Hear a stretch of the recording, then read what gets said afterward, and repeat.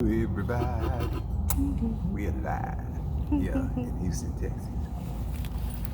We are experiencing wonderful African Sudanese heat today. That's why I wore my Sudanese outfit. Feel that? Feel that? That's Okay. Nile River Valley cotton. Wow. So what time is it? Probably 2 more minutes. Okay, we got With two. my phone. That's right. Guess you can take a picture later.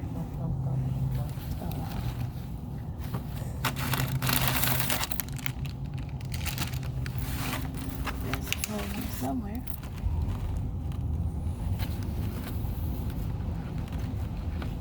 Oh, there's that sound that we like to hear. The sound of air conditioning. That sound that we like to hear. Battery starts to get low. Just kind of point your finger or something. Okay, like that. Oh, yeah, so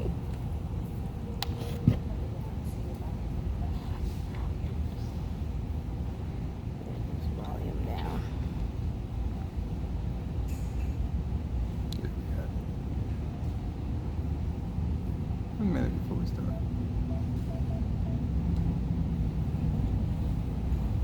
I need this Okay, we one. can go ahead.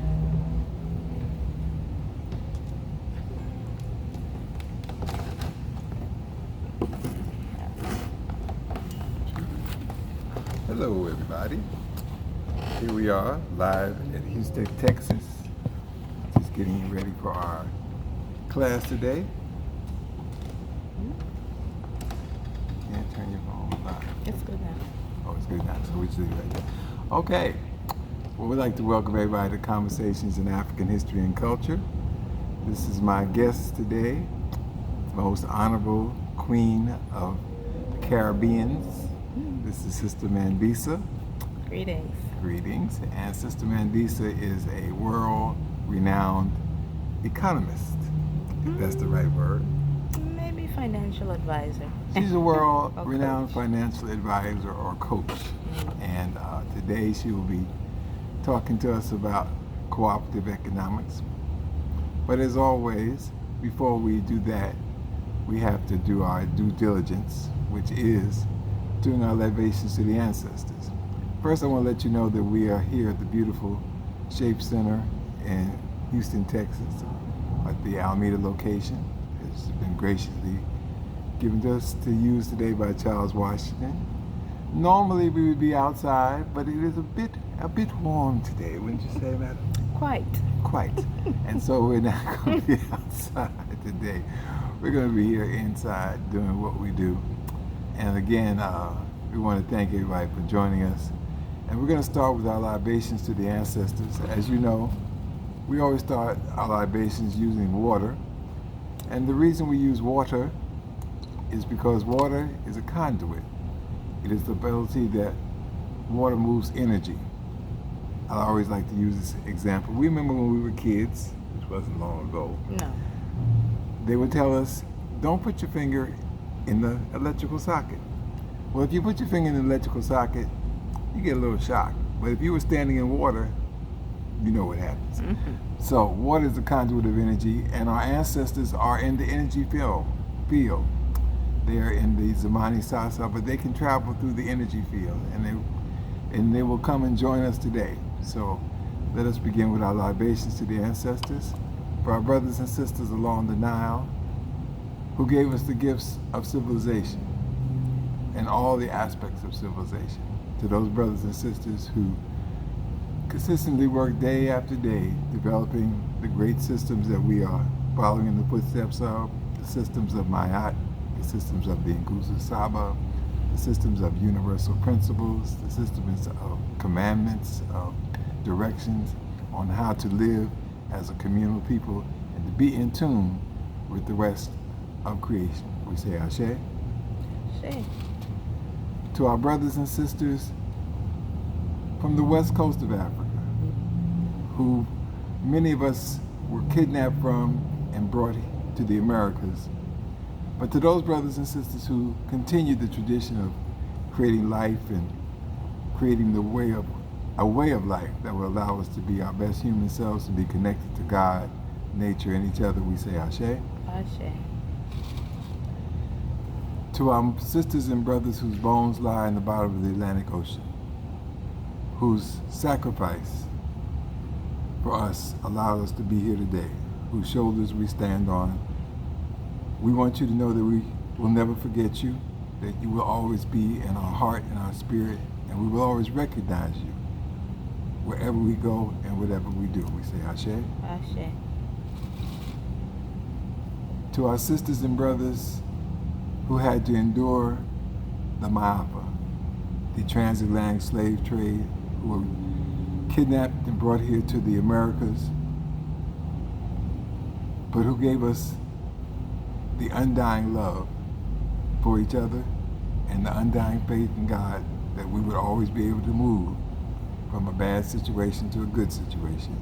For their faith and their efforts and their works, we say Ashe. Ashe. To our brothers and sisters around the planet who join us today, who join us in creating a holistic culture that we can live in and be the best that we can be as we move from the toxic culture, we say Ashe. Ashe.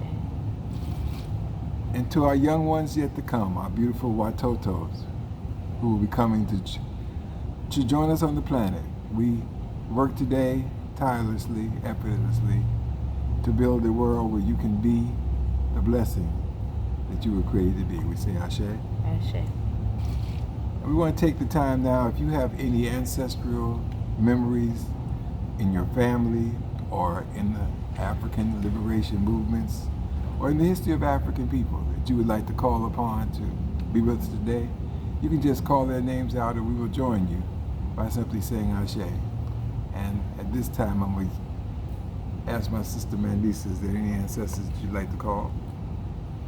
My great-grandmother. Ashe. Olivia. My grandmother. Ashe. My father. Ashe. And all the brothers, sisters, and cousins that I yet need to meet. Ashe. For my mother, Miss Helen Rose Benson, we say Ashe. For George Floyd, Ashe. For Breonna Taylor, Ashe. For Ahmaud Arbery, Ashe. May they all join us from the ancestral realm and be a blessing today. If you have any names, simply call them out as we do this collectively. We say Ashe. Ashe. Ashe. Ashe. Ashe. Ashe-o. Well, all right. Again, we want to thank everyone for being here with us. This is Conversations in African History and Culture.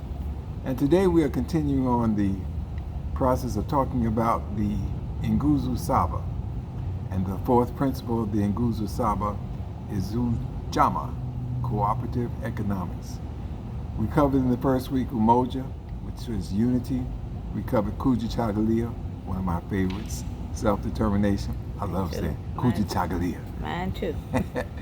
We covered Ujima, cooperative works, and this week we're going to cover cooperative economics. But there are a couple of mantras and chants that we like to do to start class. First, I'd like everybody to join me in this mantra. Everything comes from something. Everything comes from something. Nothing comes from nothing. Nothing comes from nothing. Everything comes from something. Everything comes from something. Nothing comes from nothing. Nothing comes from nothing. Pamoja tutashinda. Pamoja tutashinda. Uhuru sasa. Uhuru sasa. Pamoja tutashinda. Pamoja tutashinda. Uhuru sasa. Uhuru sasa. Pamoja tutashinda. Pamoja tutashinda. Uhuru sasa. Uhuru sasa. Pamoja tutashinda means together we shall win. And Uhuru sasa means Freedom now. freedom now. Ashe, Ashe, Ashe. Ashe. So without further ado, oftentimes I'm blessed to have guests here at our class. We've had shamans and Kemetic Reiki and Kemetic Yoga visitors and guests. And today we are blessed to reach down to the Caribbean, to the diaspora, to have our sister with us today. The people who heard about her know her as Marilyn Douglas. The people who love her know her as Mandisa. Right. And so I'm going to do what is difficult sometimes to do. I'm going to be quiet. Ooh. I'm going to be quiet and let Mandisa give us the concept of cooperative economics in any way that she wants to. She has at least 45 minutes. If she wants to add something to it, I will. But she can go, trust me. So I'm gonna let her do her introductions. I'm gonna let her do what she do. And Sister Mandisa. My peace I bring to all of you, and I'm very grateful to my longtime brother, Brother Fana, for thinking of me in breaking down the Nguzo Saba. It is one of my family practices all year round. We don't just wait for Kwanzaa, right? We have to live the principled life at all times. We will stumble forward, but we never stumble backward. Okay. So we are talking today about cooperative economics. In our everyday terms, and even in Dr. King's terms, building community progressively. Building a secure financial foundation so that the house will stand. Okay. And we need to start at the very beginning, since it's a foundation. And I am going to actually get Brother Fana to interact with me. Okay. It's a very lonely position in front of a camera. Yes, I hope. And so we start with something as simple as money. What is money? What does money mean to us? Well, money has been the system of exchanging goods that we have been introduced through Western society. We used to barter, which was fun because bartering was having a conversation between two people, and then we would share the resource or the product that we had. But in the world we live in today, we have this thing called money, and money is created by different governments. They print it out on paper. They put people's different faces on it, and they say it's backed by gold. That's a whole nother discussion, which we won't get into. But money is simply the mechanism that we have been introduced to here as a way of receiving goods and services. There is nothing that we will ever use to build community that did not begin in Africa. Ashe. Okay. We've always had trade. Trade was actually what we might think of today as sharing. Your crops and my meat or my other crops, we traded them, we bartered them. It evolved into some who didn't have because of the desert or the barren places. So we ended up with cowrie shells as trade, money. The concept of money begins there. But there was cooperative economics before that through bartering, as Brother Fana said, and now we call it trading, right? But money in and of itself is a commodity. So they traded on the stock market, which used to be called the livestock market, where they sold pigs and other animals and us. I'm gonna say that again. We were live, part of the stock that was traded in the market. Okay. Is that why in New York they called it the stock market? Yes. And brothers and sisters were traded down in what they call the Battery area, the lower part of Manhattan. Yes. That's where the name stock market came Yes. from. And we may even be able to attribute Black Friday to that. Because if you've been selling all week, there's a discount to get rid of the stock, so you go home empty-handed of stock, but full of money, right? We have different romantic notions about that, Black Friday, but that is one that we can actually trace back Ashe. to Friday, right? Business starts on Monday, so business ends on Friday. You have a clearance on Friday, right? And people bought the food products, the provisions, as we say in the Caribbean, and the produce, right? So that went pretty fast. As you can see, even in the food stores now, we get those fresh. But people of conscience may not have wanted to buy people. And so then the other people wanted to wait around for their discounts like we do the day after the holiday. And so many of us were sold for good money all year, all week, but by Friday it was time to clear everything out, and that's where we end up with Blacks on Friday. Right? So, back to money itself. Money is a tool of exchange for a product or a service. The people who have access to money trade a lot. The people who don't are at the mercy of those who do. Right? So if you don't have your own food that you have planted so that you can eat, you're at the mercy of those who provide that food, either for free or at a cost. So in COVID, if everybody got sick at Kroger's or Randall's or La Michoacana, and they had to shut down, what would you eat if you don't have something in your backyard or you haven't stockpiled it? Back to stock, right? You stack it with an A, but you now have stock with an O in your pantry or wherever you put it. So you needed money to go and get that. If you don't have money, you're at the mercy of the people who will give you that service or product. But we're looking now at cooperative economics, the ability to build a community with a diverse enough economy so that there is always someone we can go to for something and trade with what we have, which is money. Or barter with what else we have, something they need other than money in times when money doesn't matter. Right? Okay?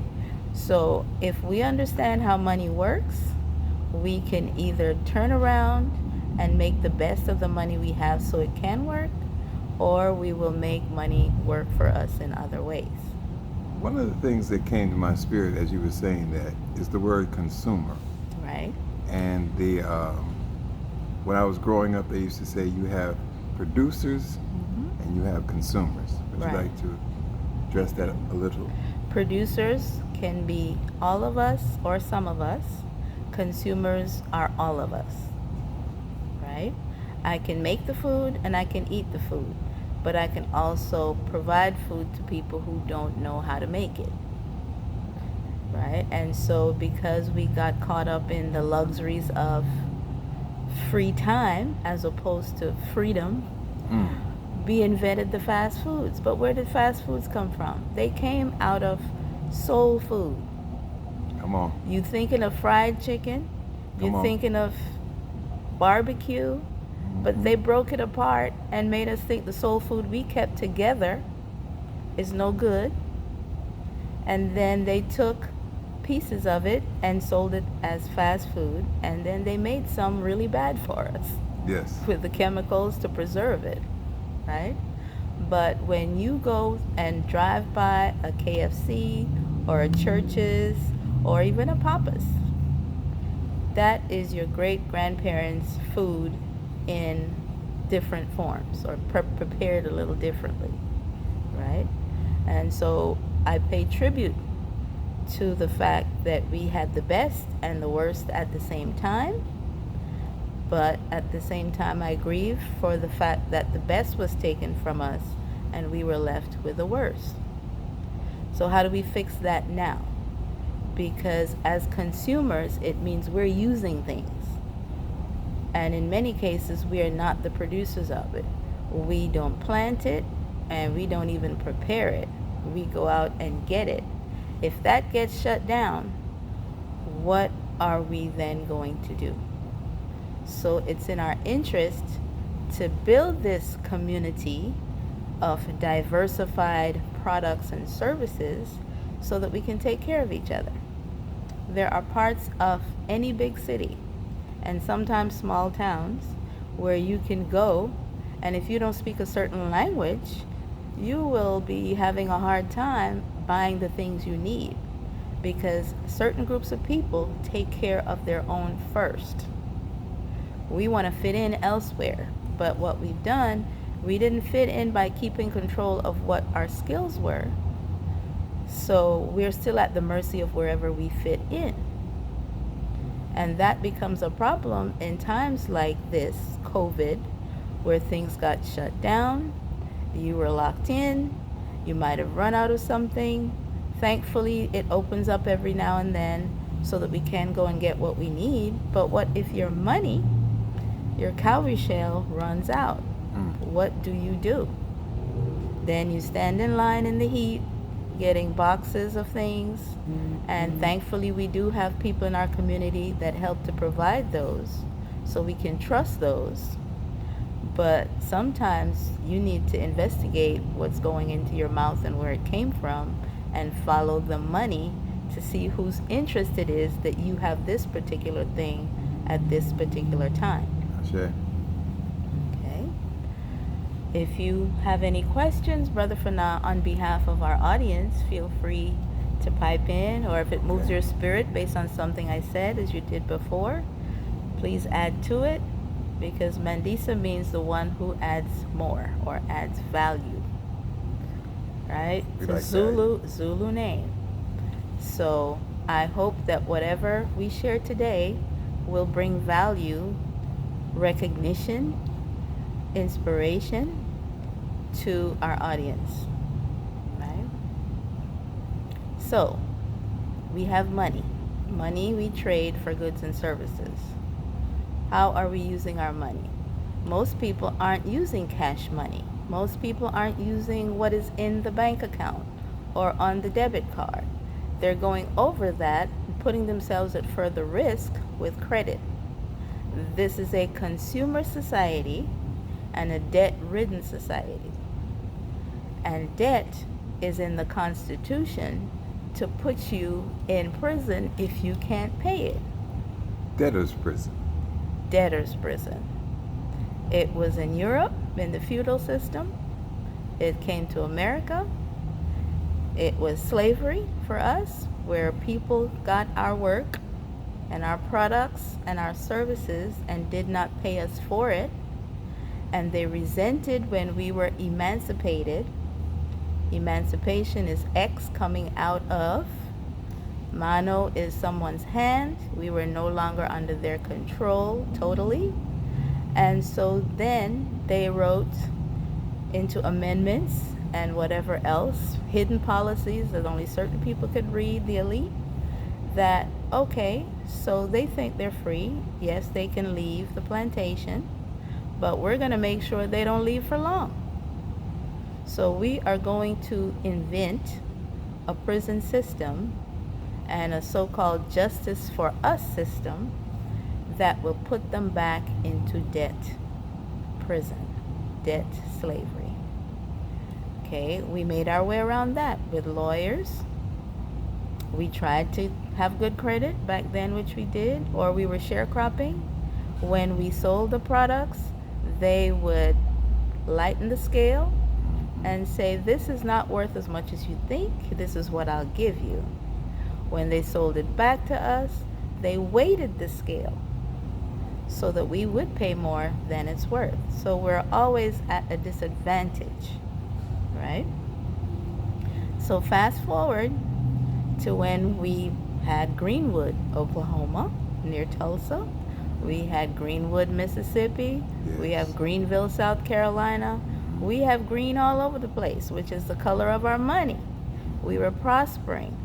We are the fastest rising people out of any type of disadvantage or bondage every day since 1492, 1865, 1964.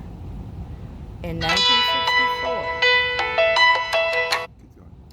Dr. King, if you read the I Have a Dream speech and ignore the chorus is where we want to be, but the first part is where we were. He went to Washington. He marched on Washington with poor people of different colors, but it was about black, because when you treat black right, everybody else gets treated right. We right. are the advocates. We are the lawyers. We are the interlopers to make sure everybody has justice. So he said in the first part of his speech, we are here to cash a check. You signed a promissory note, banking terms, and I'll talk about banking in a minute.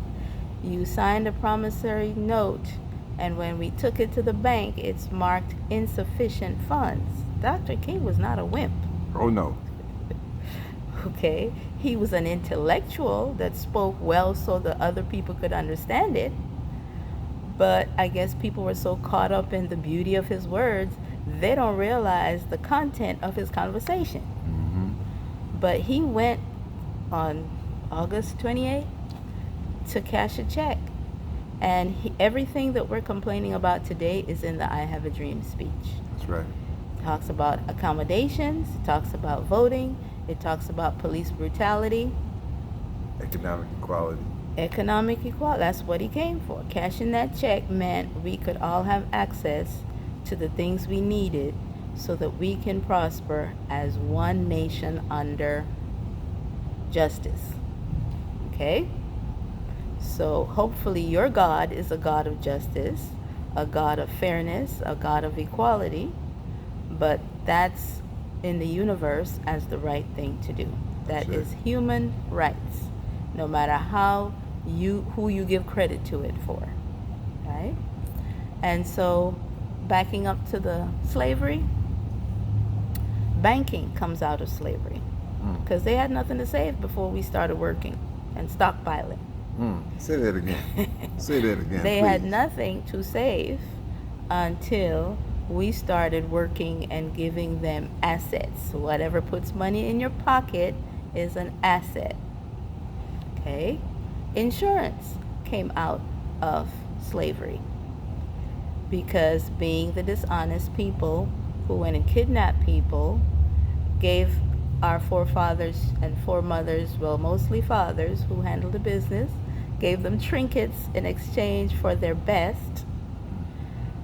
On the way, people got lost.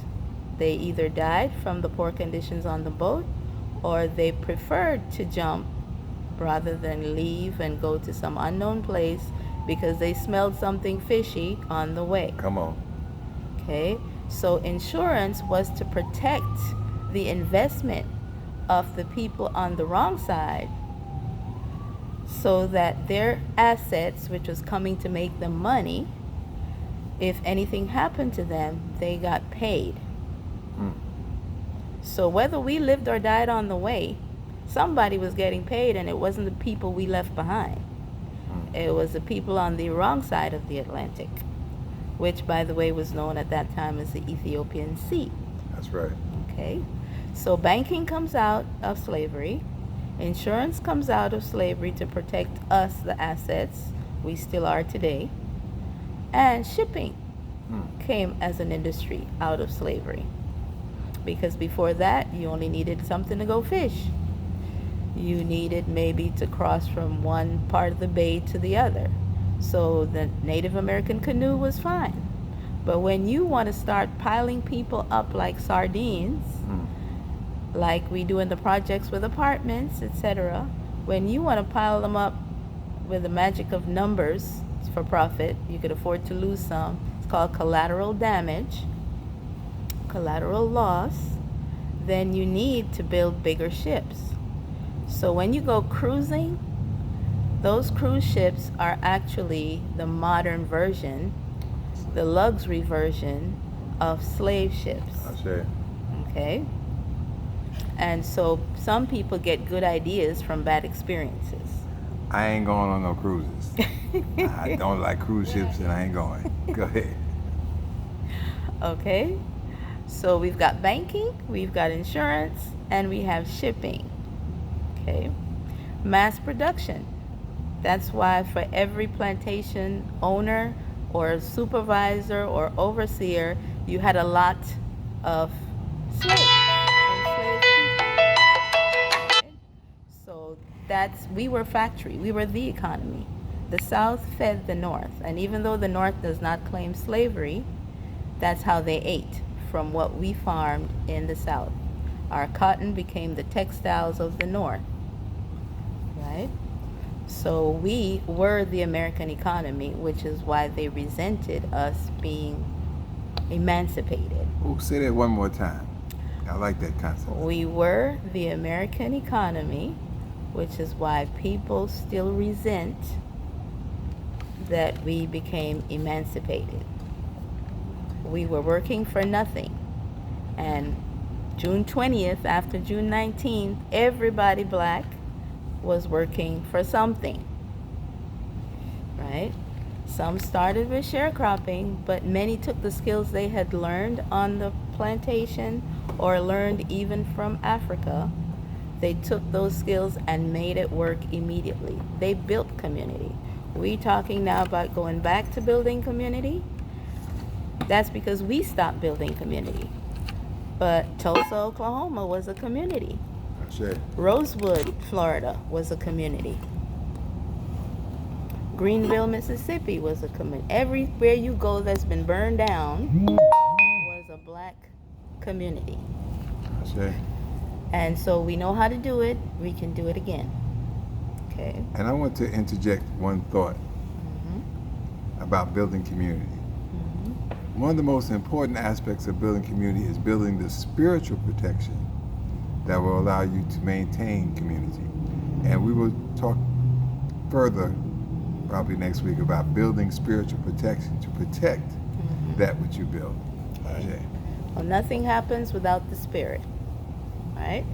And our spirit is transmitted through our music. And how are we making big money now? Through the music, right? Music can make you cry. Why? Because it has touched your spirit. Sure. Music can make you laugh because it has touched your spirit. Music can make you angry. It doesn't make you angry. It brings out the anger because it's responding to what your spirit needs to vent, right? That's psychology. That's it. Okay. So we have music. We have sports. Sports is physical and spiritual energy. And that's how we make big money now too. That's something they can't take from us. Our skills, our innate talents, they can take opportunity, but we always find something else. Who would have thought that between 1964, when Martin Luther complained to the world at the Lincoln Memorial, that within 10 years to 20 years after that, we would end up with wealthy musicians, wealthy athletes, bankers, lawyers. Even when they integrated, they still served the community, multiple communities at that point. And so we rose until the 80s and 90s until credit cards came around. Oh, I'm going to jump in right there. When I was at college at Hampton Institute, which is now Hampton University, there was a guy who came from somebody's bank, and he said, I want to introduce you to credit cards. And I'm not afraid to say, this is back in 1966. He says, well, with this credit card, you can go places and you can buy things. And I said, okay, that sounds good. And I said, but wait a minute. How does this work again? He said, well, yeah, you can go things with this plastic card and buy things, and then you can pay for it later. I said, that sounds good. I said, and then I said, but wait a minute, what is this thing down here about APR or something like that? He said, oh yeah, that's the annual percentage rate that you have to pay for what you borrow, for what you use. I said, so wait a minute, what you're telling me is if I spend $100 using this plastic thing, when I pay it back, I have to pay you back $120? So you're asking me to take my $100 and use this plastic thing, but I'm going to give you $20 every time I do it. I said, that doesn't make any sense. I said, and I'm not getting one, because what you're talking about is you want to be the middleman. I don't need no middleman. I said, if I'm going to buy something for $100, I'm just going to spend my $100 then and not be in debt. But we'll give you a t-shirt. We'll give you a cap. We'll give you a water bottle. Why don't you want it? Now, you know, back in 1966, I had a different way of expressing myself. I wasn't a minister then, and I wasn't a barber, and I wasn't an educator or a teacher.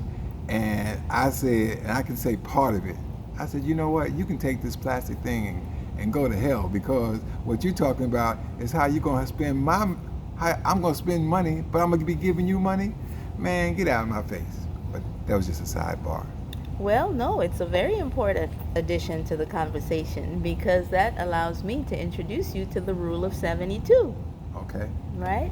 So the rule of 72 says whether you're accruing debt or you're saving, if you use the rule of 72, it shows you how long it will take for your money to double based on the interest rate.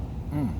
Good teacher, So sir. if I have $20 in my account, let's go with around 100. Yeah. I have $100 in my bank account, and I am getting 1%, which you're lucky these days if you do, in the bank, in the savings account. If I divide 72 by 1, and I leave that 100 in there, and don't add anything else, don't take anything out, it's going to take me 72 years for that $100 to double at 1% interest rate, Mm. right? If I have a $100 credit limit, there's no way they're going to give me 1%, because the minute they give you a low limit, it means you're already at risk or you're starting out, right? So let's say the lowest is going to be 12% and the highest could be as much as 39%. Mm.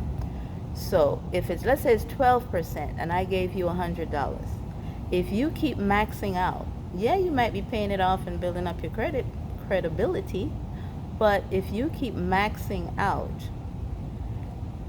at 12%, it's going to take 6 years for that debt to double. Mm. So imagine if it's 24%, that's 3 years it will double. And we're only talking about $100, that applies to $1,000, that applies to $50,000. And if you then start messing up and not paying on time, but you still keep maxing it out, and they raise it to 36%, it will double by next year because it takes 2 years. You're dividing 72 by 36. So it's important that we understand the notion or the concept or the rule of 72, because that determines how long it takes for your money to double as debt or as asset, right? Mm. And then we felt so good, we went and bought a house on credit. We bought a car on credit. So that's more money right there. And we think we own it. It is a liability until it is paid off. You don't own it till you've paid it off. Mm. Good Right? teacher, soldier. So if you think you own it, try stop paying for it for a month or two. They're gonna come back and get it. What they call that? What they call them people? Repossession Yeah, the or repo man. foreclosure, Repossession. right? Or foreclosure. So they want you to beg. So they say, oh, well, you can call and negotiate, and they give you a forbearance. Okay, and then they've put themselves as God, so they will forgive your debt after a while. Oh, You're praying to them to forgive your debt, teach now. right? And so if you're asking a human to forgive you for something, you've humbled yourself.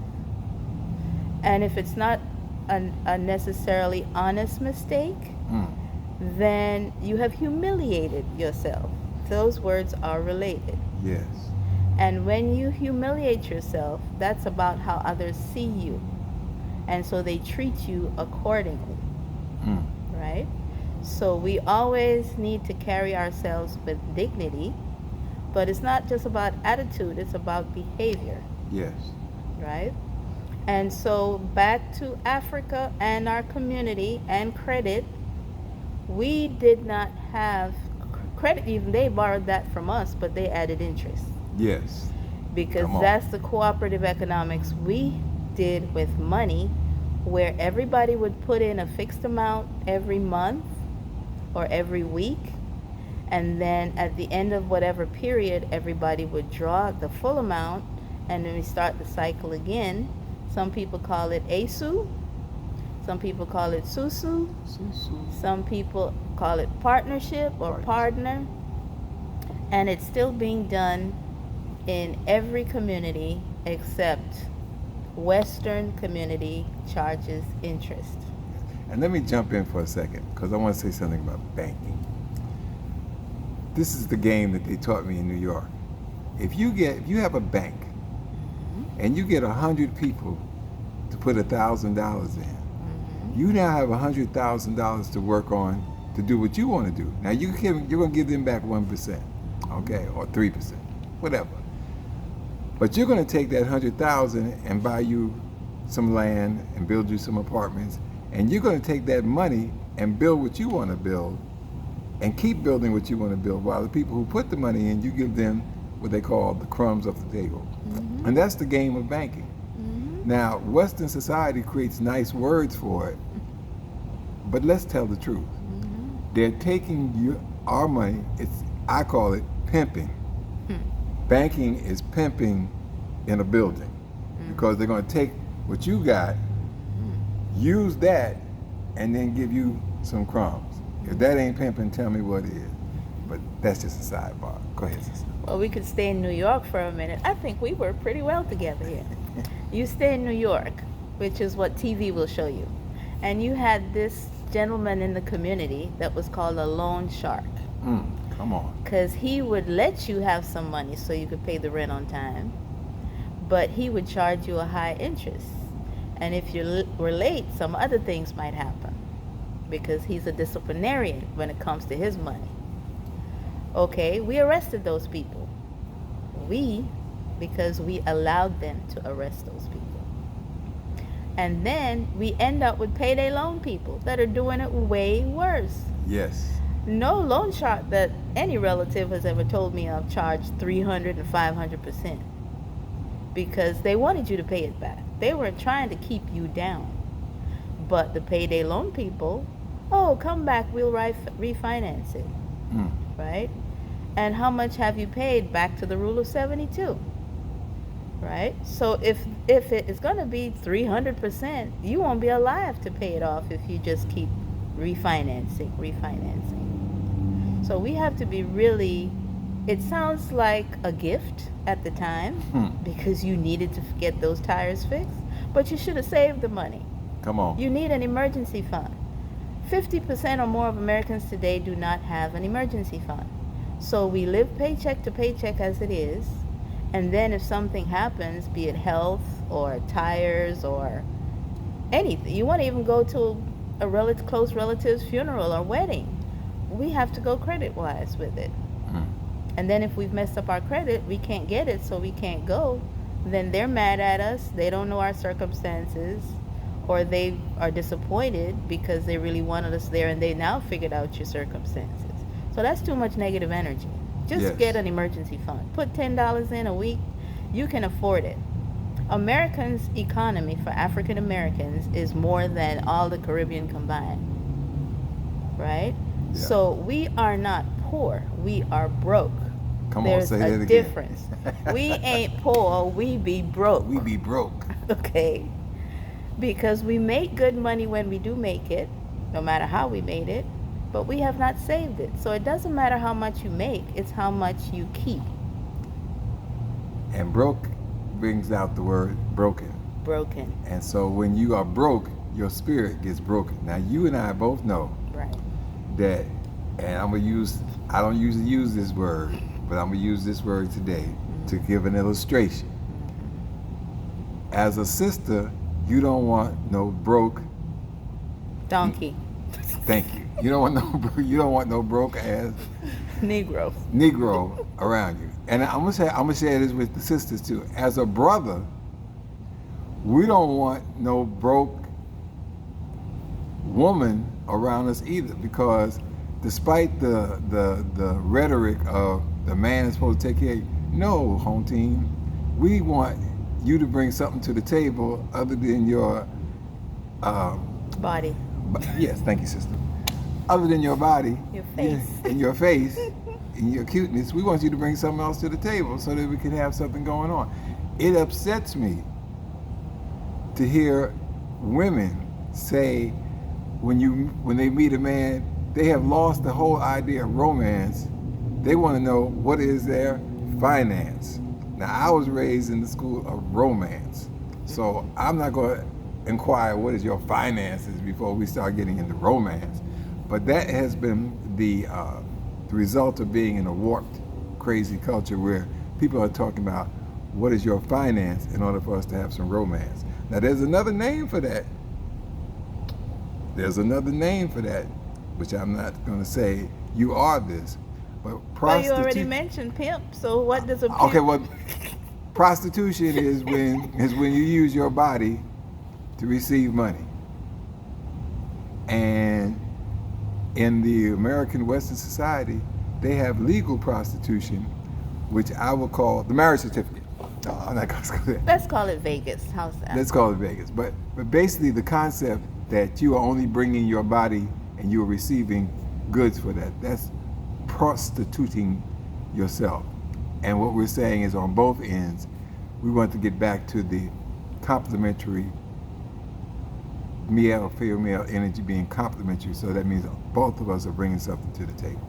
That was just a sidebar. I'm going to step away. It's not a sidebar because I'm going to take it back to Africa. Go ahead, sister. Take it back home. Because our parents negotiated the marriage so that we wouldn't have to. And there was such a thing as a dowry. You have to bring something to the table. You're getting my beautiful daughter that I have raised to take care of family and raise the whole village. Cool. So what you gonna be doing Wash. for us and for her? Right? So what are you bringing to the table? Everything is a transaction. It's just the words around it. Most of the Western words are negative, Yes. right? And the behaviors then become negative as well. But there's nothing we can do that is not from Africa. It's just been warped, right? So you get your value from how you think, how you behave. Yes, you let other people judge you, but you need to start looking at what do I have? What do I bring to the table? What are my skills? What are my energies? What are my talents?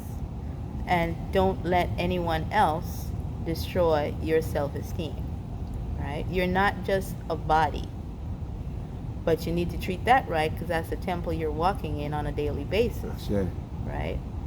Some health issues we cannot control, but we can monitor it and we can take care of it. All that is about building community because we're an example to other people. And when it comes to economics, it is in the middle of everything. It is the foundation for everything. That's why when you start your job, and I think everybody should have a job. I think everybody should be educated and at whatever level they need to be to function independently in life. And I think you need a job so you get the experience so that you eventually can become an entrepreneur. Because you're going to work for people and you're going to see them making mistakes. You're going to make mistakes with them. And then you're going to think of ways to do it better and make more money. Ashe. That's what entrepreneurship means. You are undertaking an adventure to do things better than you saw it done before. If you think you're just going to have a catering service because you can bake a cake, or you're going to use a packaged cake that you buy from the food store, what sets you apart from somebody else? You have to put another ingredient in there, even if it's orange juice or cranberry juice or whatever else you put in there, that makes it your cake. But in this country where we like to sue, suppose somebody chokes on your cake, or your fingernail fell off in the cake and then it damages their throat. Do you have insurance? Just because you're operating out of your house does not mean you shouldn't have liability insurance for your business. Insurance, we need to take charge of it. That's our reparations. We take stuff over all the time. We take over sports, we take over music. So pay attention and build a proper foundation for your business. Get insured. Understand what it means. Sign up your business because you could get grants. You don't have to get loans. They only tell you about the loans, but there are grants available to do things the right way if you're signed up properly. All right? So, do you have the right paperwork to say the name I use, I'm registered? We have a big case going on right now you may not be aware of. Now that we've started taking monuments down, there's a country group called Lady Antebellum. Now they decided for good PR that they're going to change the name because now they realize what that name meant before the war, right? But there was already a black lady named Anita who has made music for over 20 years as Lady A, right? So now there's a lawsuit that Lady Antebellum, who for PR purposes said they gonna change their name, they're now suing her, Miss Anita, because when they signed up their name, Lady Antebellum, they also had Lady A as part of it. So they knew better from way back when, but they were getting away with Antebellum as long as they could Come on. to appeal to their redneck friends who would buy their music. Well, Okay? So now Miss Anita, who's been doing her business for so long as Lady A, may not have done her due diligence to make sure that name was not taken and to register something else. So technically, in the court of whiteness, she is wrong, but her feelings are hurt because now what does she do with the reputation she's already built on the name Lady A? So that's part of building a proper foundation to protect yourself. Proper protection. When you build a house, you don't start with the walls, you start with the foundation with the foundation. so that everything else will stand on it. There's no roof floating around waiting for you to put the foundation and the walls up. It's the foundation. So you need to figure out, what is a foundation for me? What's the foundation for my family? The Bible says, train up the child the way they should go. If you wait till they're 12 to start teaching them discipline, you are sending them out in the world to be number 6868777 something in the prison in the prison system. So it always starts with us. And it always goes back to money. You're either making it or you're making it for someone else. Someone's making it on you. Well, let me do this. I see we are running out of theoretical time, but importantly, there's a lot to chew on.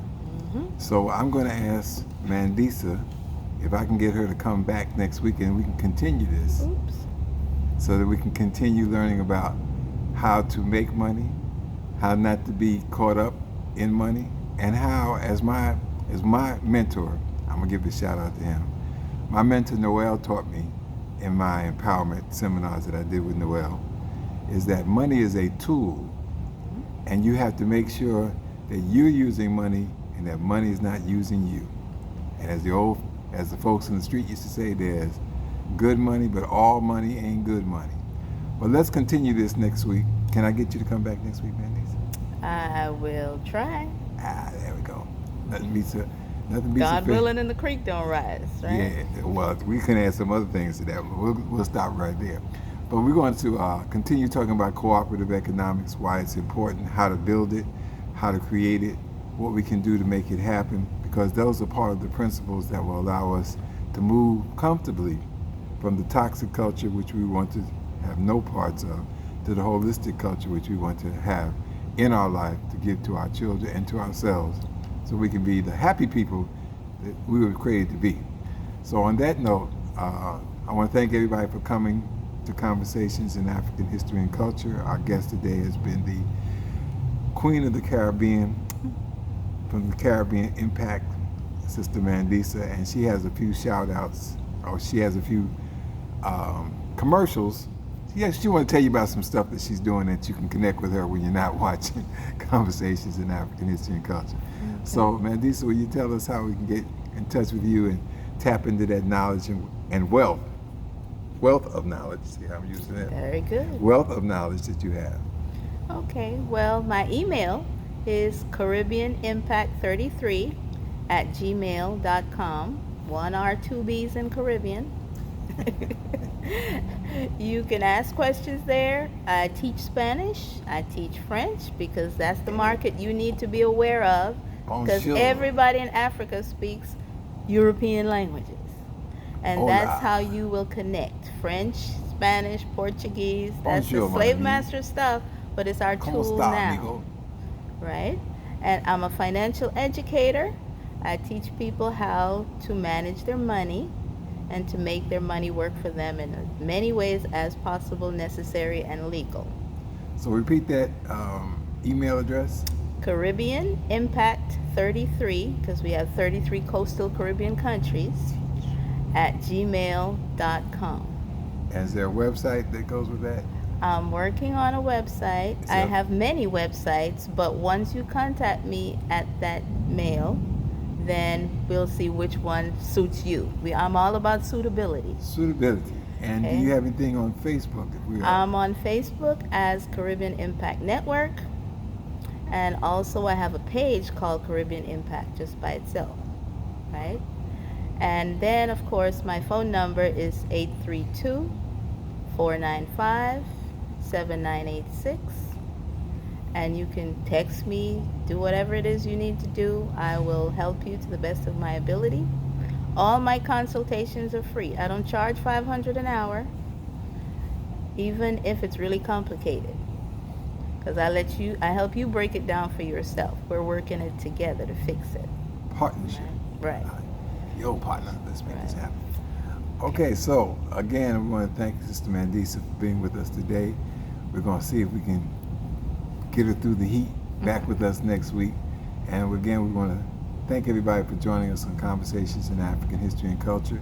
If you missed any of today's presentation, class, conversation, you can go on my Facebook page, Runyararo Fana. That's RUNYARARO, and then Fana, Fana, and Conversations in African History will be right there for you to get next to. On that note, we want to say Asante Sana. Asante sana. Thank you so much for being with us today. And we look forward to seeing everybody, hearing from everybody, connecting with everybody next week as we continue Conversations in African History and Culture. The last thing we want to say before we go, and we'd like everybody to join us in this. Pamoja tu tashenda, Pamoja tu tashenda. uhuru sasa. Uhuru sasa. Pamoja tu tashenda, Pamoja tu tashenda. uhuru sasa. Uhuru sasa. Pamoja tu tashenda, Pamoja tu tashenda. uhuru sasa. Uhuru sasa. Together we shall win. Together we shall win. Mandisa? Together we shall win. Baba Fana. Freedom Baba. now. Freedom now. Uhuru sasa. Uhuru sasa. See y'all next week. Peace and blessings.